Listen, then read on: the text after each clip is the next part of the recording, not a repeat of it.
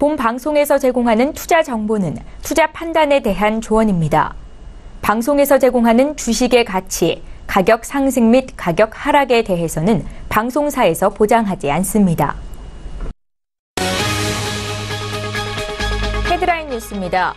뉴욕 증시에서 주요 지수는 다음 날 공개되는 물가 상승률 등 주요 경제 지표 발표를 기다리는 가운데 3일 연속 상승세를 나타냈습니다.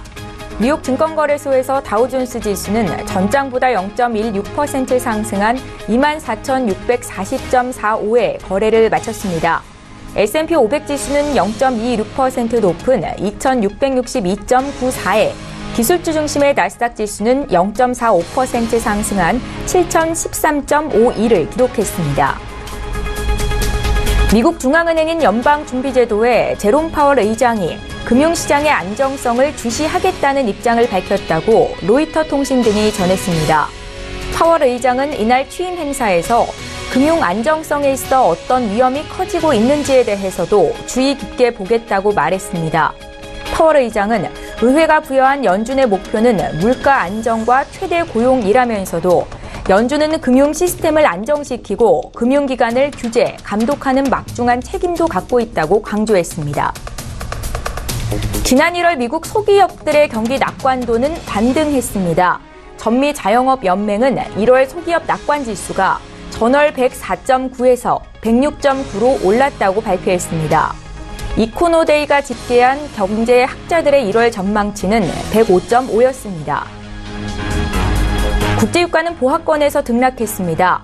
WTI와 브렌트유 모두 뚜렷한 재료가 없는 가운데 좁은 범위에서 움직였습니다. 뉴욕 상업거래소에서 3월 인도분 서부 텍사스산 원유는 배럴당 0.2% 하락한 $59 19센트에 거래를 마쳤습니다.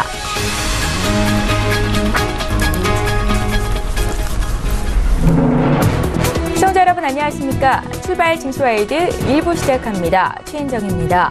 하락으로 출발한 미국 뉴욕 증시 3대 지수가 장중 상승 전환하면서 사흘째 오름세를 이어갔습니다. 다음 날 발표가 예정이 돼 있는 미국의 소비자 물가지수와 소매 판매지표 등을 기다리면서 지수가 큰 폭으로 움직이지는 않았는데요. 다우존스 지수는 0.16% 정도의 상승이었습니다. 자, 어제 국내 증시 마감 상황도 살펴볼까요? 코스피 지수가 외국인들의 사자세 속에서 0.41% 상승한 2,395포인트로 거래를 마쳤습니다. 그간 좀 저평가돼 있다라고 평가를 받았던 삼성전자와 SK하이닉스 등 시총상위 IT 위주로 외국인들의 매수세가 강하게 들어왔었습니다. 자, 반면 코스닥 지수는 코스피와 달리 외국인과 기관의 쌍끌이 팔자세 속에서 어제 1.64% 정도의 낙폭을 보였는데요. 오늘 이번 주 마지막 거래일입니다. 오늘 증시 어떻게 움직일지 영향을 미칠 글로벌 이슈 분석 도와드리는 시간 바로 이어서 갖겠습니다. 2월 14일 수요일이고요. 출발 증시와이드 일부 시간 지금 본격적으로 시작합니다.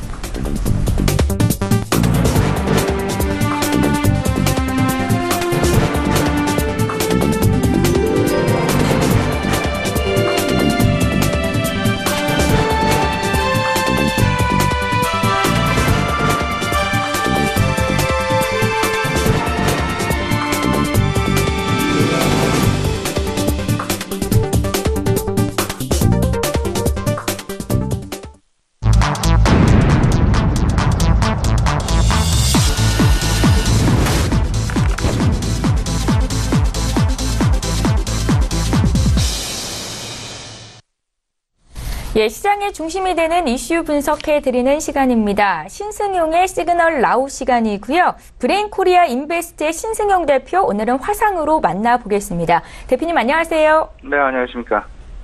예, 트럼프 행정부가 2019 회계년도 예산안을 공개했습니다. 작은 정부를 지향하고 국방 예산 증가를 통한 강한 안보를 달성하겠다는 방향성을 명확히 했는데요. 자, 예산안이 공개되자마자 야당인 민주당의 거센 비판이 이어지고 있습니다. 주요 내용 좀 봐주십시오. 일단 지금 현재 우리가 가장 주목해야 될 부분을 좀 생각을 해봐야 될 것 같은데요. 시장이 일단 통화정책, 통화긴축정책에 의해서 다소의 좀 우려감 내지는 시장이 위축 양상이 나타났었다라면 한번 이런 부분 좀 생각해 보셨으면 어떻겠나 말씀드려 봅니다. 일단 재정 확대 정책이 이를 충분히 상쇄시킬 만한 재료가 될 것이다라는 생각 한번 같이 가져볼 수 있다라는 부분 말씀을 좀 명확하게 드리고 싶습니다. 일단 정부가 경기 관련해서 펼칠 수 있는 정책 크게 세 가지로 구분할 수 있습니다. 첫 번째가 통화정책이고요. 두 번째가 재정정책, 세 번째가 산업별 규제 완화를 한다라는 이 세 가지, 이 부분이 바로 정부가 할 수 있는 가장 중요한 경기 관련, 경기 부양을 위한 정책이다. 근데 여기서 최근 들어서 이제 나타나고 있는 부분이 통화정책이 다소간 좀 물가라는 부분과 맞닥뜨리게 되면서 물가의 상승 속도가 좀 지나친 것은 아닌가, 지나칠 것에 대한 우려감이 대두가 되면서 금리 인상의 속도가 좀 빨라질 수 있지 않을까라는 부분들, 이런 부분들이 이제 소위 말하는 통화는 긴축으로 가고 재정은 확대 쪽으로 가는, 조세 감면도 마찬가지로 재정 확대 쪽으로 이해하시면 될 것 같습니다. 조세 감면, 작년 연말에 있었던 조세 감면 올해 1월부터 시작이 되고 있죠. 여기에 더 나아가서 재정 확대 정책, 바로 앞서 이제 최현정 앵커 말씀해 주셨습니다만 2019년도 회기년도 예산안 4.4조 달러를 의회에 요청을 했습니다. 이 부분은 작년 대비해서 한 5.6% 정도 증액을 한 그런 숫자라고 보셔야 될 것 같고요. 여기에 민주당이 조금 좀 난해한, 곤란하다고 이야기하고 있는 부분은 예산 적자 폭이 조금은 더 빠른 속도로 증가되지 않겠느냐. 결국은 전년 대비 5.6%를 증액하다 보니까 재정 적자의 규모가 1조 달러에 육박할 가능성이 높지 않겠느냐라는 우려감. 여기에 재정 확대 정책이 통화 정책과 함께 동시에 진행이 되다 보면 물가 상승 속도가 좀 빨리, 좀 가파르게 진행이 될 수도 있다라는 부분들, 이런 두 가지 부분이 결국은 민주당에 대한 지금 현재 트럼프 대통령의 내년도 예산안 4.4조 달러를 놓고 다소간 좀 불편한 심기를 보여주고 있는 가장 중요한 핵심 요소다라고 보시면 될 것 같고요. 근데 여기에 우리는 주목해야 될 부분이 분명히 하나가 있습니다. 어떤 부분에서 예산을 증액을 시켰고 어떤 부분에서 예산을 감액을 시켜서 의회에 신청을 할 것인지, 결국은 국방 쪽하고요, 그 다음에 인프라를 확대시킨다라는 부분, 그리고 한 가지 이슈 있죠.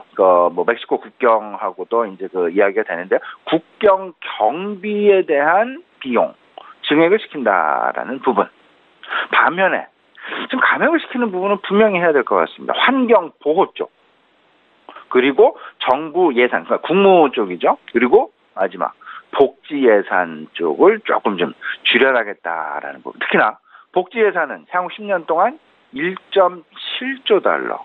우리나라의 1년 GDP가 1.6조 달러니까요. 물론 향후 10년 동안이다라고 이야기는 하고 있습니다만은 상당히 큰 금액의 복지 예산이 감액이 된다라는 부분. 여기에 이제 이런 부분을 생각을 해야 될 것 같습니다. 재정 확대 부분은 계속 진행이 될 수밖에 없지 않겠나. 결국은 트럼프 정부가 사실상 공식적으로 재정 건전화를 포기했다라는 건 선언을 했습니다. 무슨 말씀이냐면요. 재정 건전성, 재정 건전화, 이 부분은 적자를 계속해서 진행을 하겠다. 적자를 계속해서 확대해 나가겠다라는 부분. 그 이야기는 재정 확대 정책이 앞으로 계속 지속될 수 있다라는 부분을 의미하고 있다라는 부분. 여기에 앞서서 말씀을 드렸습니다마는 감세 정책이 진행이 되고 있죠. 약 한 1.5조 달러의 세입 축소가 진행이 되고 있고, 정부 지출이 2,200억 달러가 증가를 하다 보니까 재정에 대한 미국 연방정부 재정 적자 폭은 계속해서 늘어날 가능성이 상당 부분 높을 것이다라는 부분.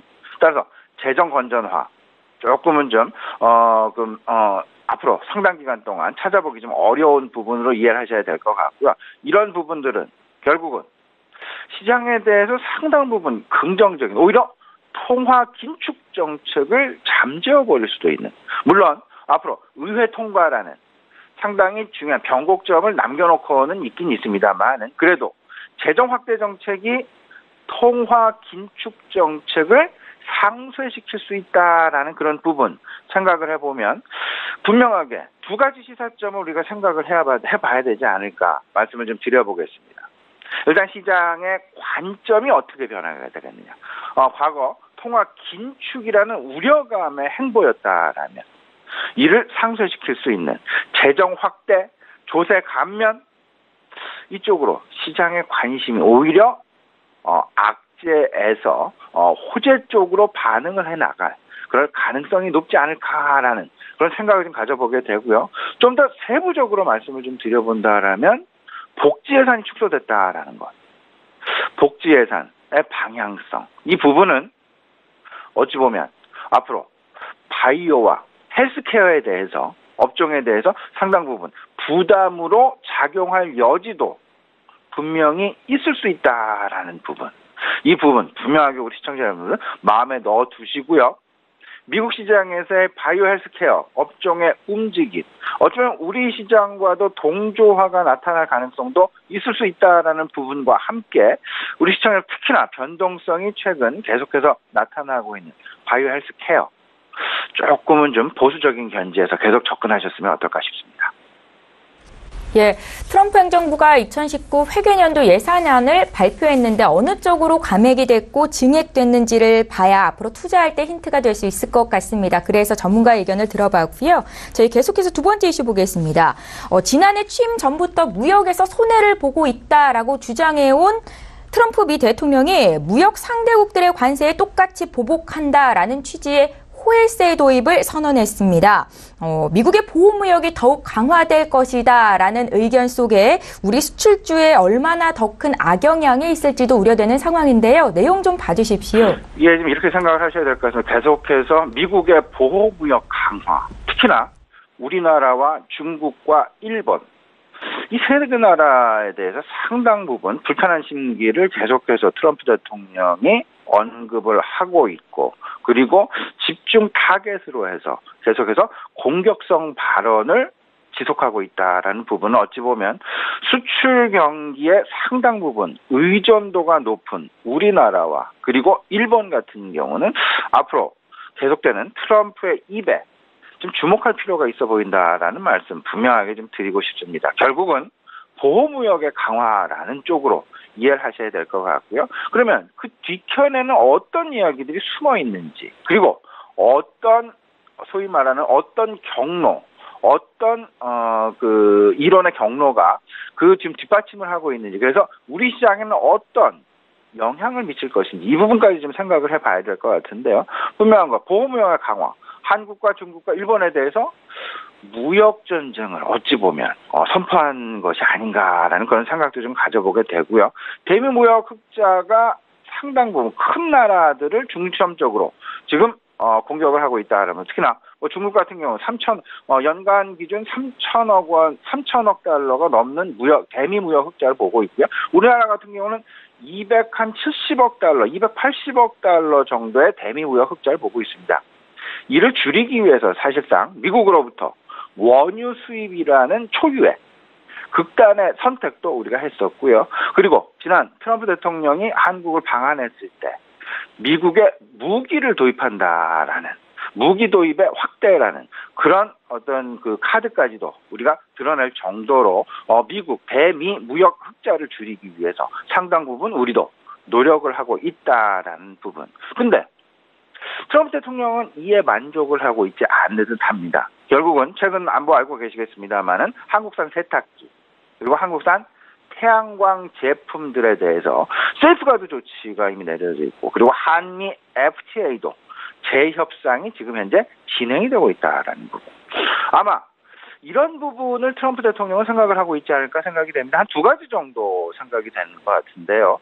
생산기지를 다른 국가의 생산기지를 미국으로 이전을 하려는 그런 노림수가 있는 것은 아닌가라는 생각을 가져보게 됩니다.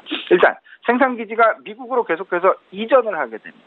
우리나라의 LG전자도 미국에 새롭게 공장을 짓고 그리고 현대차도 미국에 새롭게 공장을 짓고 이런 부분들이 결국은 미국 영역 내에서의 고용 확대, 투자 확대 이런 부분들은 결국은 궁극적으로 소비 촉진으로 이어지게 되면서 미국의 경기 활성화에 상당 부분 기여를 하게 될 것이다라는 부분. 두 번째는 미국산 제품들의 수출 확대가 상당 부분 가능할 것이다라는 부분. 이미 우리 시청자분 다들 알고 계시겠습니다만은 매년 4월과 10월 미국은 자체적으로 환율 조작국 지정을 그러니까 1년에 두 차례씩 좀 발표를 하고 있습니다. 지난 4월에도 그랬고 지난 10월에도 우리 시장 조금은 좀 환율 조작국 이슈에 의해서 흔들리는 그런 양상들이 매년 시장 내 나타나고 있다라는 부분을 생각을 해본다라면 아마도 미국산 제품들의 수출 확대 상당 부분 대미 무역 흑자를 축소시키기 위한 다른 나라들의 노력이 아마도 지속될 가능성이 상당 부분 높다. 우리나라도 앞서서 말씀을 드렸습니다만 대미 무역 흑자를 축소시키기 위해서 미국산 원유와 무기를 대량으로 구매하겠다라는 의사를 밝힌 바가 있었습니다. 근데 반면에 이런 부분도 좀 생각을 해봐야 되겠죠. 호외세를 도입을 하게 되면 정말로 호외세를 도입을 하게 되면 미국 입장에서는 상당 부분 어려움에 봉착할 그런 가능성도 분명히 있다. 왜냐하면 지금 현재까지는 낮은 수입 단가 이런 부분들로 미국의 소비자들이 상당 부분 혜택을 입어왔다라면 호외세 도입을 해서 중국산 제품과 우리나라 제품들과 이런 부분들에 대한 세금을 높인다라면 이 부분은 바로 제품 가격에 반영이 될 수밖에 없을 것이고 그러면 그 이야기는 수입 물가가 상승을 하게 되면서 수입 물가의 상승은 결국은 전반적인 미국 내 소비자 물가의 급등을 초래할 수도 있다.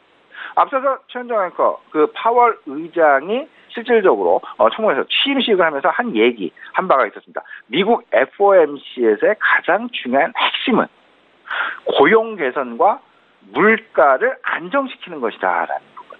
이 물가가 급등한다라는 부분 어찌 보면 호외세 도입에 따른 역효과로도 분명히 미국 내에서도 노이즈가 계속될 가능성이 있지 않을까라는 부분까지 아울러 생각을 해보시면서요. 일단은 수출주와 내수주 조금은 아직까지는 그래도 이런 호외세 도입을 시사는 하긴 했지만 아직 명확하게 진행이 된다라거나 결론이 난 부분은 분명히 아니다라는 점. 아직까지 분명히 우리나라 수출주들에 대해서 그리고 경기 민감주들에 대해서 여전히 이 부분이 악재일 수는 있겠지만 여전히 그 수출주에 대한 관심을 우리가 놓아서는 안 되겠다라는 말씀 아울러서 좀 드려봅니다.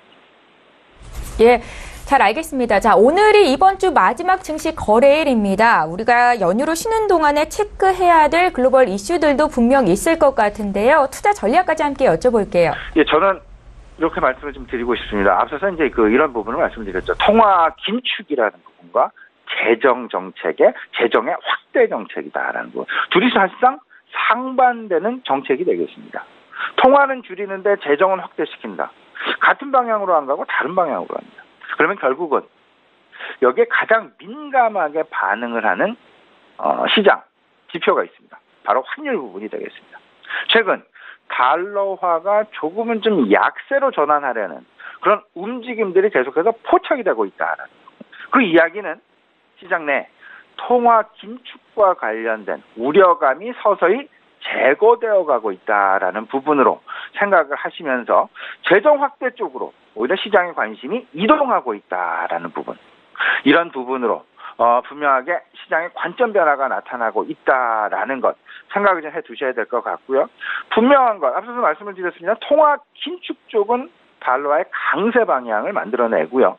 재정의 확대 정책은 달러화의 약세 방향을 만들어냅니다. 지금 현재 달러화가 조금 좀 약세 방향을 만들어내고 있다라는 부분 생각을 해보면 시장의 관심이 재정 확대 쪽에 조금은 쏠려가고 있다라는 부분 분명히 이해를 해두셔야 될 것 같습니다. 재정 확대가 나타난다라면 달러화의 약세 그리고 원자재 가격이 다소간에 좀 강세를 보이게 되고 원자재 가격의 강세는 결국은 경기 민감주와 그리고 원자재주에 대한 관심을 분명히 만들어내야 될 것이다. 두 번째, 바이오 헬스케어를 비롯해서 고PER 업종 앞서서도 연방정부 예산안과도 관련해서 말씀을 드렸고요. 월요일에도 제가 스튜디오에 출연을 해서 우리 시청자 여러분께 건강보험공단의 재정과 관련해서 분명히 우리 바이오와 헬스케어의 유리하지 않은 조금 좀 부담스러운 어떤 그런 지금 조건들이 환경이 형성되어 가고 있다라는 부분 말씀드린 바가 있었습니다. 일단 바이오와 헬스케어 조금 좀 보수적인 견지 접근이 바람직하다라는 말씀드려보고요. 앞서서 이제 그 설 연휴와 관련해서 이제 내일부터 이제 그 휴장에 들어가죠. 저는 이렇게 생각을 합니다. 그 휴장 기간 동안 글로벌 시장 내 변동성을 줄 만한 요인이 그렇게 크지는 않다. 따라서 오히려 바이앤홀드 전략, 오늘까지 주식을 사서 설 연휴 내내 보유해 나가는 그런 전략이 오히려 바람직하지 않을까, 이렇게 좀 말씀을 좀 드려보겠습니다. 결국은요, 코스피를 비롯한 대형주 쪽에서는 화학이나 정유, 철강, 원자재, 결국 경기 민감주에 대한 관심 분명히 필요해 보인다 말씀을 드리고요. 코스닥 시장에서는 코스닥 시장 전체적인 바이오 헬스케어가 흔들린다고 해서 다른 업종까지 흔들리지는 않을 거라는 그런 생각이 좀 많이 듭니다. 이제 업종별 차별화 분명히 나타날 것 같은데요. 중국 이제 춘절 연휴, 그들도 내일부터 다음 주 22일까지 진행이 됩니다. 중국 소비재와 관련된 부분, 여행과 관련된 부분, 엔터테인먼트와 관련된 부분 분명하게 수혜 받지 않을까 생각이 되고요. 정부 정책과 관련해서 블록체인과 전기자동차, 자율주행, 신재생 계속해서 관심을 가지셨으면 좋겠습니다. 예, 연휴 기간 동안 주식을 들고 가야 하는가라고 고민이셨던 분들께 답이 되셨을 것 같은데요. 설 연휴 동안 글로벌 변동성 확대는 제한적일 것이기 때문에 바이앤홀딩 전략이 유효하겠다라고 조언을 하셨습니다. 그레인코리아 인베스트의 신승용 대표 화상으로 만나봤습니다. 고맙습니다. 네, 감사합니다.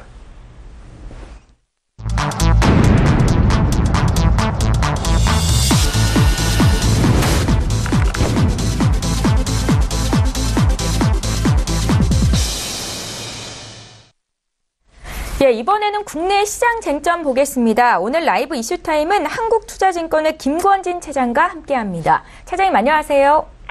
네, 안녕하십니까. 예, 첫 번째 이슈부터 보겠습니다. 제너럴모터스가 한국 GM의 군산 공장을 5월 말까지 폐쇄하고 직원들의 구조조정 절차도 마무리하겠다라고 밝혔습니다.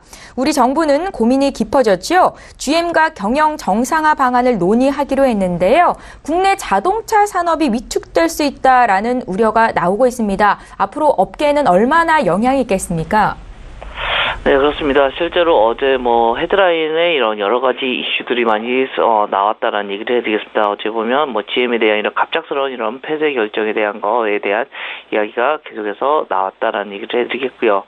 실제로 정부에서는 긴급 회의를 갖고 어떻게 해야 될 것인지에 대한 이런 얘기는 했지만 사실은 뾰족한 대책이 없는 게 맞다라는 얘기를 해드리겠습니다. 실제적으로 계속해서 지금 현재 GM 내부 쪽에서는 산업은행이 지금 현재 제2대 주주이기 때문에 유상증자를 참여를 해라. 그리고 돈을 5천억 넘게 돈을 조금 출자를 하자라는 이런 식의 계속해서 요구를 하고 있는 것 같고요. 정부 쪽에서는 그런 것 같습니다. 너희들도 좀 책임을 져야 되는 거 아니냐. 너희들도 출자를 하면 우리가 출자를 하겠다. 이런 식의 이런 이야기입니다. 실제적으로 지금 현재 가장 먼저 얘기가 되고 있는 게 이제 군산 공장인데, 군산 공장이 최근에 사실은 현대중공업이 조선소를 문을 닫아버리면서 지역 경제가 한번 휘청거렸고 GM 대우까지도 문을 닫아버리면 어떻게 보면 군산에 어떻게 보면 큰 이런 경제 축들이 다 하나씩 빠져나가버리면서 지역 경제가 어떻게 보면 황폐화 돼버릴 수도 있는 거 아니냐라는 거. 그리고 고용 측에서도 이번 정부가 가장 중요시 생각하고 있는 게 바로 이 고용인데, 고용 측면에서도 10,000명 이상이 어떻게 보면 새로운 실업자가 탄생해버릴 수 있는 모습이 나타날 수밖에 없는 것 같다라는 거 얘기를 해드리겠습니다. 구조조정 이슈가 계속해서 튀어나오고 있고, 어떻게 보면 지금까지의 어떤 구조조정 같은 경우는 우리나라 기업이었으면 어떻게 보면 오너에 대한 이런 좀 희생을 좀 많이 강요를 할 수가 있었는데, 실제적으로 GM 같은 경우는 글로벌 기업이다 보니까 실제적으로 이렇게 좀 불가능한 모습이다라는 거 얘기를 해드리겠습니다. 즉 우리나라가 그동안 구조조정 시켜왔던 거하고 좀 다르게 어떻게 보면 이번에는 구조조정이 돼야 된다라는 거 얘기를 해드리도록 하겠고요. 실제적으로 우리나라에서 지금 현재 GM이 차지하고 있는 비중이 현대차, 기아차 다음으로 넘버 3위 정도 하고 있습니다. 물론 숫자 측면에서는 좀 차이가 좀 많이 나고 있지만 국내 자동차 산업 자체가 지금 현재 조금씩 계속해서 밀리고 있는 것 같다라는 거 얘기해 드리겠습니다. 내수나 수출 생산이 지금 현재 지표상으로 7년에서 8년 전에 어떻게 보면 전으로 지금 이제 뒷걸음질 치고 있다는 것 어떻게 보면 심각한 위기가 어떻게 보면 산업에 지금 현재 봉착하고 있다는 얘기를 해드리겠습니다. 실제로 뭐 내수 판매량 같은 경우도 뭐 전년보다 한 2.5% 정도 작년에 감소를 했었었고요. 실제로 수출 같은 경우는 더 부진한 모습이 나타났다는 얘기를 해드리겠습니다. 즉 내수와 수출 다 양시장 다 지금 현재 내리막길을 걷고 있는 모습이다라는 거 얘기를 해드리겠고요. 글로벌에서도 실제로 빅5에서도 밀려나는 우리나라 같은 경우는 작년에는 6위에 머물렀습니다. 오히려 어떻게 보면 멕시코 쪽이 지금 7위 정도가 하고 있는데 거기하고 격차도 그렇게 얼마 되지 않는다라는 얘기를 해드리겠습니다.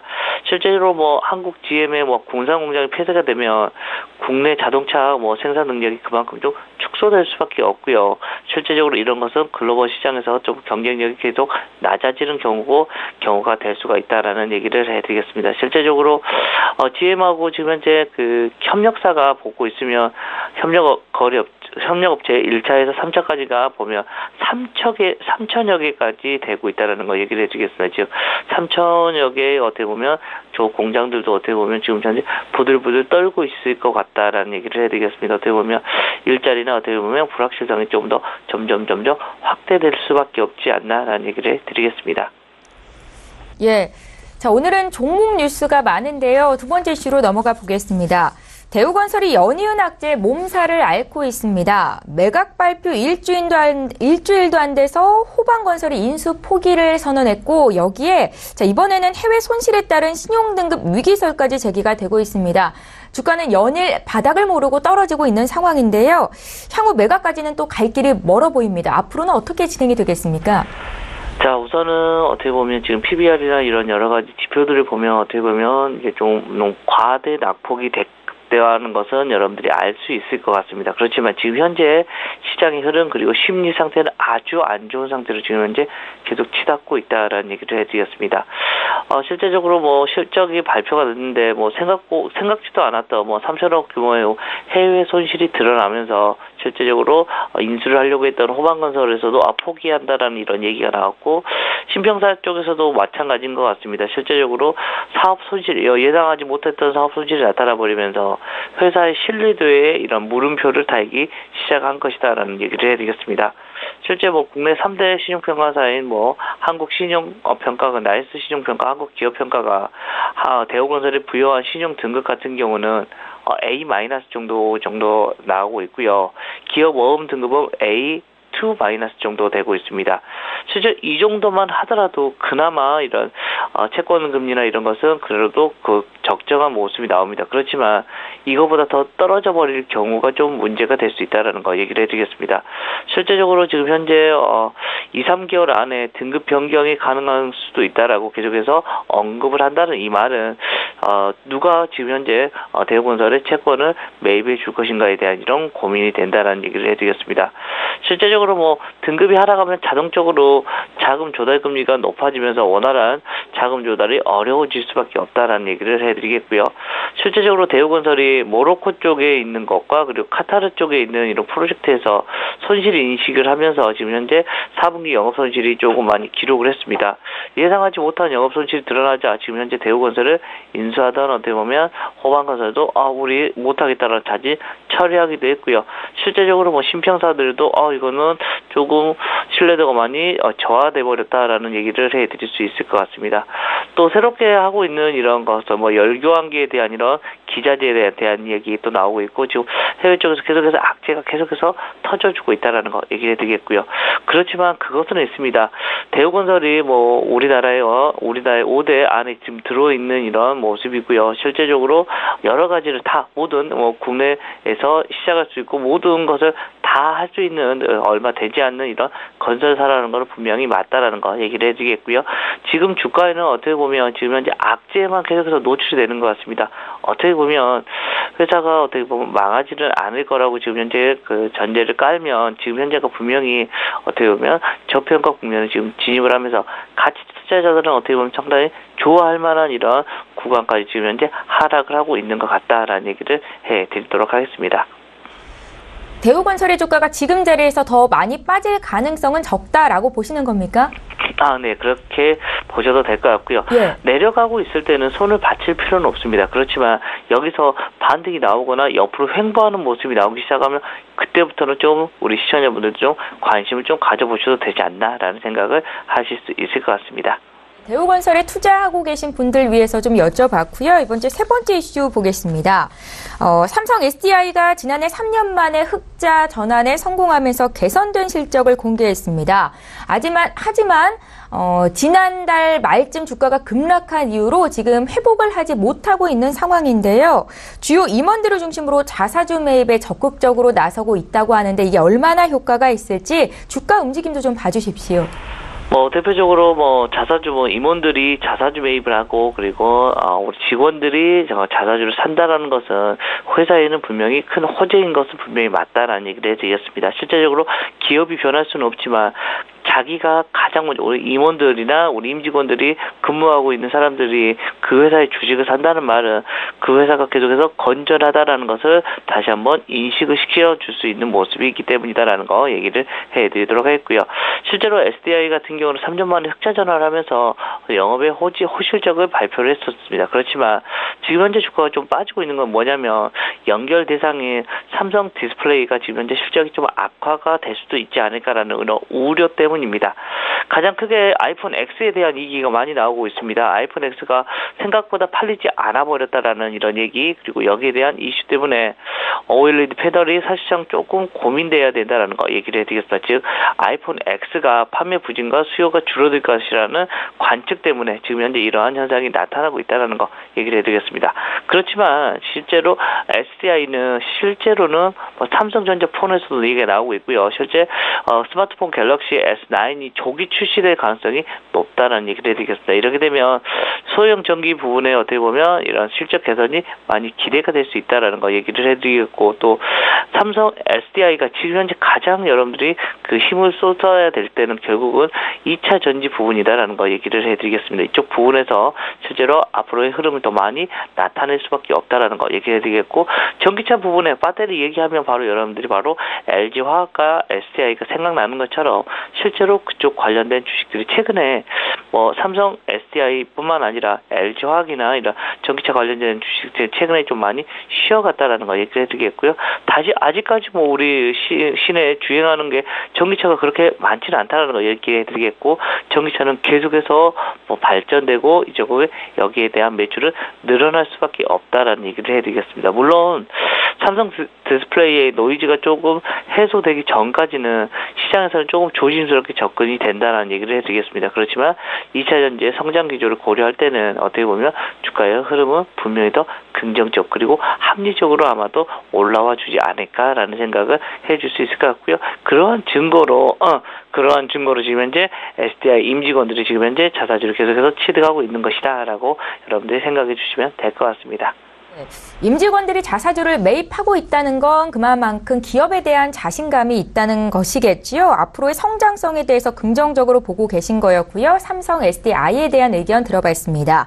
자, 오늘 설 연휴를 앞두고 개장 마지막 날입니다. 연휴를 앞둔 시점에서 차장님은 주식 들고 계신 분들 위해서 어떤 조언을 하실까요? 자, 우선은 좀 가져가시는 게 맞지 않나라는 이런 결론을 먼저 얘기해 드리겠습니다. 지금까지 들고 계셨으면 사실은 지금 여기서 매도하시는 것은 큰 실익은 없을 것 같다라는 얘기를 해드리겠고요. 그동안 좀 변동성이 좀 컸습니다. 실제적으로 기관들이나 외국인들도 가장 싫어하는 게 어떻게 보면 변동성이다라는 거, 불확실성이다라는 이야기를 해드릴 수가 있을 것 같은데요. 이미 어떻게 보면 조정 국면에 어떻게 보면 8분 응선은 거의 지나지 않았나라는 생각을 할 수 있을 것 같습니다. 그리고 오늘 밤에 미국 소매 판매가 발표가 될 겁니다. 아마도 대부분의 그 전문가들이 예상하기로는 긍정적으로 발표가 되지 않나라는 이런 이슈가 나올 것 같다라는 거. 그러면 그게 지나가 버리면 시장은 조금 좀 안정적인 흐름이 다시 나타날 것 같고요. 이번 주 금요일 날 미국의 옵션 만기일이 있습니다. 실제적으로 그게 마무리가 되면 이번 변동성도 아마도 조금 마무리가 되지 않을까라는 이런 생각을 하고요. 그렇게 되고 우리나라가 월요일 날 다시 증시를 맞이하면 될 것 같다라는 거 얘기를 해드릴 수가 있을 것 같고요. 지금 이번 하락이 가장 펼쳐졌던 이유가 가장 큰 게 뭡니까? 결국은 경기가 너무 좋아져서라는 이야기입니다. 실질적으로 경기가 너무 좋아진다는 것은 시장이 그렇게 꺾일 이유가 없다라는 거다라는 얘기를 해드리겠습니다. 실질적으로 금리가 올라가는 중에 증시가 빠지는 경우는 거의 드물었다라는 거 얘기를 해드리도록 했고요. 그렇게 되면 이번에도 금리가 올라간다. 이 말은 전 세계의 경기가 조금씩 좋아지고 있다. 경기가 좀 당연스럽게 소비 심리나 이런 것도 당연히 강화될 수밖에 없는 것이다라는 거 얘기를 해드리겠고요. 이렇게 되면 당연히 주가에도 좀 긍정적인 이슈가 펼쳐질 수 있습니다. 작년 같은 경우는 이제 좋아진대라고 이런 기대감이었고 올해부터는 이게 실제로 숫자로도 보이기 시작할 거기 때문이다라는 거 얘기를 해드리겠고요. 좀 수급상으로 최근에 좀 많이 좀 힘들었었던 외국인들의 매수세가 다시 지금 현재 돌아오고 있다라는 거 여러분들께 다시 한번 인식을 시켜드릴 필요가 있을 것 같고요. 이것만 좀 안정이 된다면 그리고 최근에 환율 같은 경우도 좀 다시금 안정이 되는 모습이 나타나는 것 같으니까요. 우리 시청자분들도 좀 긍정적으로 시장을 좀 바라볼 필요가 있다라는 얘기를 해드리도록 하겠습니다. 예, 경제 이슈 분석하고 구체적인 투자 조언까지 얻어봤습니다. 지금까지 한국투자증권의 김권진 차장과 함께했습니다. 말씀 잘 들었습니다. 네, 감사합니다.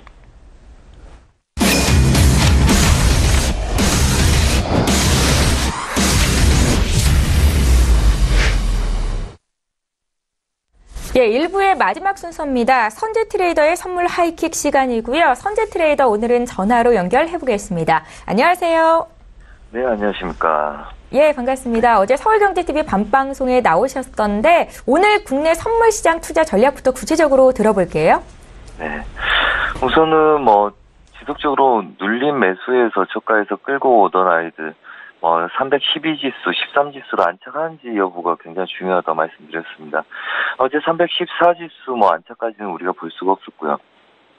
그래서 어제 저희는 매매를 이렇게 했었죠. 윗구간에서 311.50대 매도, 그 다음에 마무리, 그 다음에 309.60 매수, 그 다음에 추세는 우선은 가능성을 추가적으로 본다고 말씀을 드렸었습니다.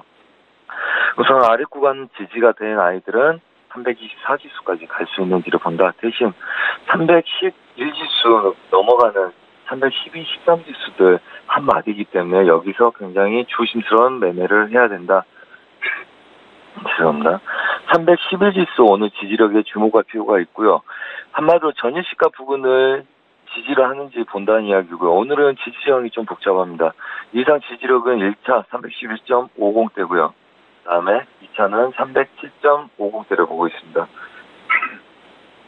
한마디로 311지수가 깨져서 310지수 아래 내려와서 307지수가 온다는 거는 전체적인 부합을 띠겠다는 거고, 추세를 지키려면 전일시가 부근들을 지켜야 되기 때문에 오늘 311.50 그대로 추세를 지키고 추가적인 여분 상승을 도모하기 위해서 윗구간에서 머물러 주는지가 굉장히 중요하고요. 예상 저항점들은 1차 314.50 우선 윗자리들 저항을 보셔야 될 것 같고요. 그 다음에 오늘 매수 쪽으로 바로 얘네들 전일시가 위에서 지지가 되고 바로 돌리게 된다면 얘네들은 319.50까지를 열 생각입니다. 그래서 눌림 매수 전략이 여전히 유효하고요. 어제도 매도 쪽으로 눌림 본 다음에 매수 쪽으로 롱프로 뛴 것처럼 여전히 눌림 매수 전략에 유효한 구간들이다. 그 다음에 일봉상에서 저항들 굉장히 아직은 강하기 때문에 안착했을 때부터 다시 추가적인 시도를 한다 이렇게 보시고요. 그 전에는 아직은 눌림 매수가 유리하다. 그 다음에 아직은 매도로 적극적으로 볼 시점은 아니기 때문에 302지수 지지가 된 아이들은 324지수까지 가는지를 지속적으로 보면서 롱포 매수 배팅은 그대로 유지해보겠다 말씀을 드리겠습니다. 자. 네. 예, 저희 바로 이어서 해외 선물시장 투자 전략도 구체적으로 들어볼게요. 네. 어제 신세계에서도 말씀드렸지만 여전히 일봉상의 추세 상단부에서는 매도를 본다. 한마디로 어제는 90.00 이 구간대 지수들이 빠지는지 추가적으로 지키고 반등을 주는지 본다 그랬죠. 물론 저희는 추가적인 빠지는 쪽에다 배팅을 했었습니다. 그래서 유로 매수 지속적인 홀딩을 가했었고요. 그래서 얘네들은 목표치를 다 찍고 어제 생방송에서도 말씀드렸다시피 12400대들 안착하는 거 보지 않는다. 1239.50대부터 그 그 윗 구간들은 다 매도 자리다 말씀을 드렸습니다. 그래서 1차 자리 지정을 해드렸고요. 어제 1차 자리까지만 왔고, 제 방송을 못 들어서 잘못된 매매를 하고 계신 분들 리스크 관리도 이렇게 하라고 그랬죠. 반드시 분할에 1차, 그 다음에 홀딩, 이 자리가 단가였기 때문에. 그래서 이격선 다시 눌림목 볼 시점들이고요. 그렇다면 상방 제약에서 오늘 지속적으로 매도 쪽으로 그림들이 내려오는지를 배팅해야 될 거라고 봅니다. 한마디로 전반적으로는 보수적인 매매 전략이 필요한 시점이라고 볼 수 있겠고요. 예상 저항은 12400대 그대로 두고 볼 생각이고요. 그 다음에 예상 지지력들은 이제 목표치죠. 목표값들 추가적으로 1차, 2차를 끌고 내려와서 칠 수 있는지를 볼 생각입니다. 그래서 다시 이 구간 보합을 둘 수 있는지 봐야 되는데, 이 구간에서 바로 깨지 못하면 우선은 반등한 애들은 눌러서 추가적인 여력이 없는지를 짧은 손절로 보고 대응하는 게 맞다, 이렇게 말씀드리겠고요. 자, 그 다음에 크루드오일입니다. 크루드오일. 어제 이 구간들, 어제 이렇게 말씀드렸을 겁니다. 이 구간에서 보합을 뛰다가 아래 구간을 한번 칠 거냐, 아니면 윗 구간을 바로 올릴 거냐의 싸움인데, 우선은 어제 잠깐 눌림들이 있었습니다. 전반적으로 눌림들이 잠깐 있었고요. 그 다음에, 잠시만요. 어제 이 구간에서 위로 바로 치냐 아래로 빠지느냐였죠. 그래서 우리가 배수진 친 구간들이 이 구간들이었습니다. 그래서 다시 어제 중간에 제가 리딩할 때는 얘네들 매수 매도 전략들을 중간중간에 잠깐 드렸었고요. 그 다음에 여기서 추가적으로 밀리면서 제가 매도로 추격 가능을 하지 않는다. 58.50대 부근부터는 매도 친 거 아니다 말씀을 드렸고요. 다시 반등할 걸로 보는데 눌림이 좀 깊다, 이렇게 말씀을 드렸었습니다. 그래서 지속적으로 59.45, 어제 저희가 리딩 신세계 출연하기 전에 사인드린 것도 이거였죠. 59.48까지를 먹고, 그 다음에 매도를 쳐서 먹고, 그 다음에 반등 매수를 노려봐도 좋다. 대신 무너지더라도 매도 쫓아가지 않는다. 절대적으로 쫓아가지 않고 매도 추세 아니다 말씀드렸습니다. 어제 새벽에 다시 다 반등을 했고요. 그 다음에 여전히 다시 59.4050대 갇혀있는 모습들입니다. 자, 그렇다면 오늘은 58.50대 지지력들 그대로 두고요. 예상 저항은 59.20. 한마디로 윗자리들 이제 저항을 맞고 싸워야 되기 때문에 이 구간들은 저항이 있겠죠. 그래서 이 구간들 보합을 볼 생각이고요. 한마디로 아시아 시장에서 이 아래 구간까지 잘 안 내려올 거라고 봅니다. 아마 혼조세 예상하고 있고요. 그 다음에 오늘 또 여전히 어제와 같이 이 보합 구간 여전히 다시 공략 들어가야 된다, 이렇게 말씀을 드리겠습니다. 자, 그리고 골드입니다. 자, 골드 이 구간들 지속적인 매수 관점에, 그 다음에 유로가 매수 롱포를 계속 열었기 때문에 다시 또 매수겠죠. 중간중간에 저희가 눌림을 볼 수 있으나 어제도 제가 같이 하는 분들에겐 좀 잔소리했는데, 추세가 열려있는데 지속적으로 멈추고 많이 갔다 그래서 반대로 누르면, 물론 짧은 손절로 짧은 구간들 대응하는 건 괜찮아, 걔네들은 굳이 반대 매매를 치지 마라. 단 오늘부터는 반대 매매죠. 이미 8시 전에 제가 방송국에 보냈던 자막에 의하면 예상 저항은 13360이죠. 그 다음에 예상 지지력은 13250대를 그냥 본다고 보냈습니다. 자, 그렇다면 얘네들 부합 본다는 이야기죠. 그리고 이미 매도의 수익은 시작이 되고 있습니다. 오늘 3360을 맞고 추세 상단부 매도를 쳐서 오늘 얘네들 변곡이 생기는지를 봐야 되기 때문에 이미 한 1, 20만 원의 수익은 이미 난 상태지만 여전히 짧은 손절로 50대부터 매도를 다시 재차 눌러서 얘네들 이제 되돌아가는 거 봐야 되겠죠. 한마디로 달러 인덱스가 어제 관점하고 다른 관점으로 오늘 대응해야 되고, 유로도 올라온 아이들을 매도 쪽으로 눌러서 보고 있는 관점이기 때문에 눌러서 아래 구간들 지지력들을 오늘 깨고 보합으로 드는지 아닌지를 윗 구간 맞고 싸움을 해봐야 되겠다, 이렇게 말씀드리겠고요. 그래서 전반적으로 유로하고 골드 반등 매도 관점이라고 말씀드렸지만 굉장히 보수적인 관점으로 싸우셔야 될 거다. 이 추세를 오늘 막아내고 싸우는지가 중요하고요. 그 다음에 휩소 구간은 15개 내외로만 잡으시는 게 좋다. 그래서 오늘 막힌다면 여전히 보합이라고 보시면 되고요. 한마디로 달러 인덱스도 보합 들겠죠. 달러 인덱스 목표치 거의 다 와 있는 상태이기 때문에 유로 달러는 목표치 다 왔다고 보고 있고요. 그래서 유로 마감하고 매도로 이제 잠깐 눌러서 공략을 하라는 이야기고요. 주력 그림은 매수였기 때문에 이제 매수가 끝난 상태에서 반등입니다. 그 다음에 달러 인덱스는 이 윗자리들 두 개의 저항을 갖고 있었기 때문에 오늘 추가적으로 밀리더라도 얘네들 깨는 애들은 보지 않을 생각입니다. 그래서 지속적으로 89.660대를 다시 반등을 노리는 아이들 있을 거고 89.70대 중반까지를 다시 매수적으로 반등을 노려야 될 구간들이기 때문에 이미 올라와 있는 아이들은 저항을 맞고 눌러라. 한마디로 지금 유로 달러 같은 경우도 이렇게 보시면 어제 생방송에서도 이렇게 말씀드렸죠. 얘네들 막힐 거다. 저는 여기서 분할 만약에 제가 그 포지션이라면 들어간다. 그래서 매도를 친다. 그 다음에 1차를 본다. 그렇다면 얘네들 때문에 지금 추세가 약간 혼조세로 들어갔죠. 여전히 이 구간 혼조세에서 다시 한번 매도를 쳐서 상단부 넘어가지 않는 걸 보는 겁니다. 그래서 달러하고 연관된 아이들은 저런 식으로 오늘 차근차근 공략들 하시고요. 그 다음에 크루드 오일은 또 너무 추세 보지 마시고 아직은 보합 구간들 여전히 노리시라. 그래서 추세가 완전히 빠지는지는 추가적으로 봐야 되기 때문에 일봉상에서의 얘네들은 혼조세 굉장히 오랫동안 겪을 거라고 말씀드렸습니다. 그래서 여기서 추세 굳이 보지 마시고요. 고집 피우지 마시고 얘네들은 지지력에서는 아직 지지가 된다의 눌림 매수 관점, 그 다음에 다시 빠지더라도 아직까지는 계속 눌림 매수 관점이 유리하기 때문에 추세를 빠졌다 그래서 얘네들 추격 매도에 대한 관점은 좀 버려두시고 어제 반등이 약하다면 오히려 눌림 매수 관점으로 기다려서 보시는 보합 구간 매매를 지향하시라 이렇게 말씀을 드리고 마감을 하도록 하겠습니다. 예, 오늘도 국내외 선물시장 투자 전략 들어봤고요. 지금까지 김우석 선재 트레이더와 함께했습니다. 고맙습니다. 네, 감사합니다. 예, 저희 출발 증시와이드 1부 여기서 마칩니다. 잠시 뒤 2부 시간에는 시청자분들을 위해서 저희 종목 상담 도와드리는 시간이 있습니다. 건당 100원의 정보 이용료가 부과되는 샵 0082번으로 지금 문자 참여해 주시면 되겠습니다. 저희는 잠시 뒤 2부 시간으로 다시 오겠습니다. 고맙습니다.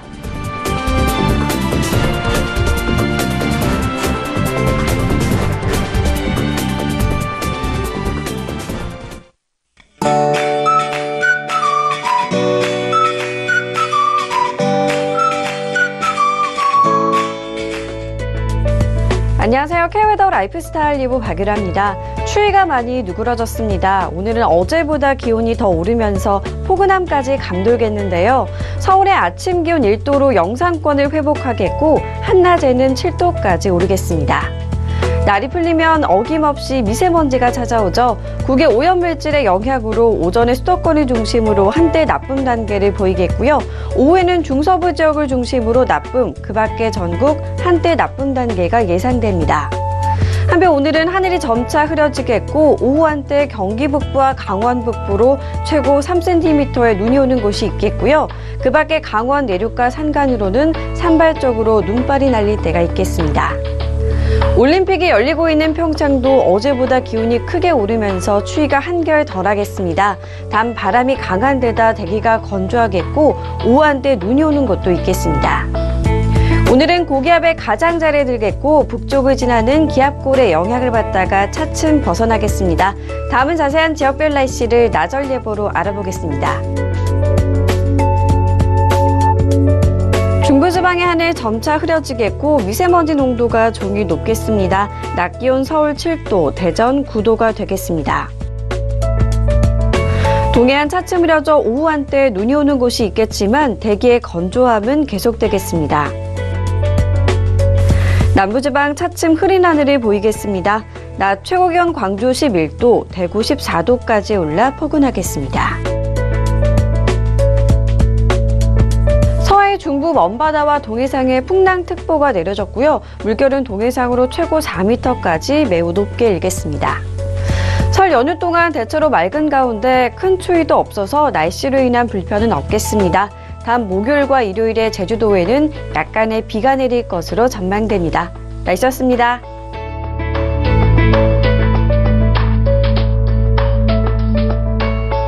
본 방송에서 제공하는 투자 정보는 투자 판단에 대한 조언입니다. 방송에서 제공하는 주식의 가치, 가격 상승 및 가격 하락에 대해서는 방송사에서 보장하지 않습니다.